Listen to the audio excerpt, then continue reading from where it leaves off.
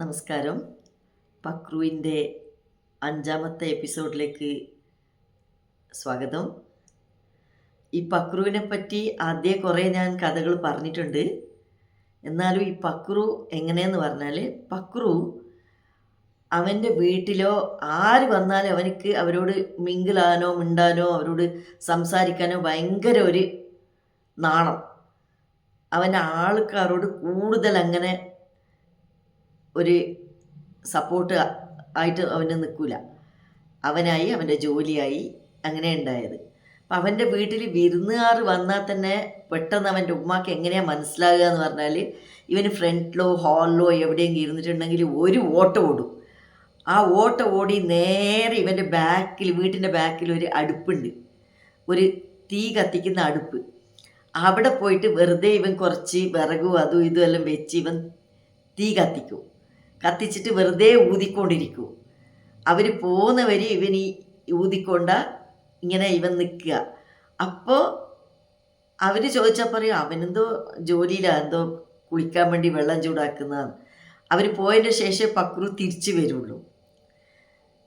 പിന്നെ പക്രു എന്താക്കുന്നുണ്ടായിന്ന് പറഞ്ഞാൽ, ഈ ഹോളിഡേ ഞാൻ പറഞ്ഞല്ലോ ഓരോരോ ജോലിക്കും പോകുന്നുണ്ടായിരുന്നു. അങ്ങനെ അവൻ്റെ വീട്ടിൻ്റെ അടുത്ത് ഒരു ചെറിയ ഒരു റിസോർട്ട് ഉണ്ടായിരുന്നു. ഇടയ്ക്കിടയ്ക്ക് അവൻ അവിടെയും പോകും. അപ്പോൾ അവിടെ പോയി അവിടെ അവർക്ക് വേണ്ട ഹെൽപ്പ്, ഗസ്റ്റുകളെല്ലാം വന്നാൽ അതിനുള്ള ഹെൽപ്പും എല്ലാം ചെയ്യുന്നുണ്ടായിരുന്നു. അപ്പോൾ അവിടെ കൂടുതൽ ഹിന്ദിക്കാർ വരുന്നുണ്ട്. ഹിന്ദിക്കാർ എന്ന് പറഞ്ഞാൽ പക്രുവിന് ഹിന്ദി തീരെ അറിയില്ല. അപ്പോൾ പക്രു എന്താക്കും, ഹിന്ദിക്കാർ വന്നാൽ പക്രുവിന് ഭയങ്കര ദേഷ്യമാണ്. അയ്യോ ഹിന്ദിക്കാർ വന്ന് എന്ന് പറയും.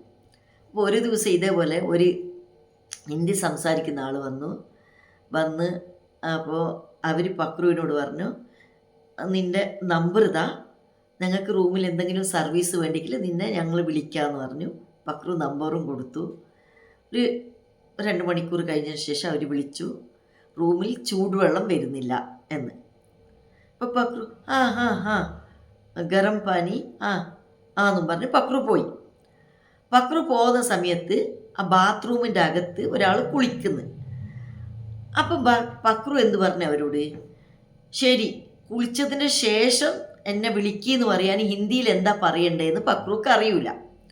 അപ്പോൾ പക്രുക്ക് അറിയുന്ന ഹിന്ദിയും ഇംഗ്ലീഷും എല്ലാം കൂട്ടി പക്രു പറഞ്ഞു, ബാത്ത് കർണേക്കെ ബാത്ത് കറിയേ. അപ്പം ബാത്ത് കർണേക്കെ ബാത്ത് ഫസ്റ്റ് ബാത്ത് പക്രുവിൻ്റെത് ഇംഗ്ലീഷിൻ്റെ അർത്ഥമായിരുന്നു, ബാത്ത് കുളി. അത് കഴിഞ്ഞതിന് ശേഷം ബാത്ത് കറിയെ, രണ്ടാമത്തത് ഹിന്ദിയിലുള്ള ബാത്താവൻ്റെ ഉദ്ദേശം. അപ്പം അപ്പുറത്ത് നിന്ന് ഒരാൾ ചോദിച്ചു, നീ എന്താ അവരോട് പറഞ്ഞത്? അല്ല, കുളിച്ചതിൻ്റെ ശേഷം എന്നോട് പറയാന്നാ ഞാൻ പറഞ്ഞത്. അതാ അവൻ പറഞ്ഞത്, ബാത്ത് കർണേക്കെ ബാത്ത് കറിയെ. അത് ശരിക്കും പറയേണ്ടതുണ്ടായത് നഹനേക്കെ ബാദ് ആപ് മുझे ബത്താ ദീജിയേ എന്നാ. പക്ഷെ പക്രു പറഞ്ഞത് ബാത്ത് കർണേക്കെ ബാത്ത് കറിയേ. പിന്നെ അങ്ങനെയായി, രാത്രിയായി. അപ്പോൾ അവരോട് ആ ഹാളിൽ അവിടെ ഇവിടെ എല്ലാം ലൈറ്റ്സ് ഉണ്ടാവും. അപ്പോൾ അവർ അതെല്ലാം ഉപയോഗിക്കുന്നുണ്ട്. നിങ്ങൾ ഉറങ്ങുമ്പോൾ ഈ ലൈറ്റ് സ്വിച്ച് ഓഫ് ചെയ് എന്ന് പറയേണ്ടത്. അപ്പോൾ അതെങ്ങനെയാണ് പറയേണ്ടതെന്ന് പക്രുക്ക് അറിയില്ല.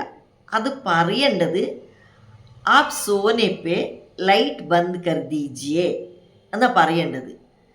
അപ്പോൾ പക്രു പോയി പറഞ്ഞു, സോച്ചനേമേ ലൈറ്റ് ബന്ദ് കറിയേ. അതിൻ്റെ അർത്ഥം എന്താ അറിയോ, നിങ്ങൾ ആലോചിക്കുമ്പോൾ ലൈറ്റ് ഓഫ് ചെയ്യൂ. ഇങ്ങനെ പക്രു ദിവസവും ഓരോ കഥകൾ അബദ്ധം ഇങ്ങനെ പറയും. അപ്പം ഇനിയൊരു വീഡിയോയിൽ പക്രുവിൻ്റെ ഇനി കുറച്ച് കഥകളുമായി ഞാൻ വരാം. നമസ്കാരം. ഈ വീഡിയോ ഇഷ്ടമാണെങ്കിൽ ലൈക്ക് ചെയ്യുക, ഷെയർ ചെയ്യുക, സബ്സ്ക്രൈബ് ചെയ്യുക, സപ്പോർട്ട് ചെയ്യുക. നമസ്കാരം.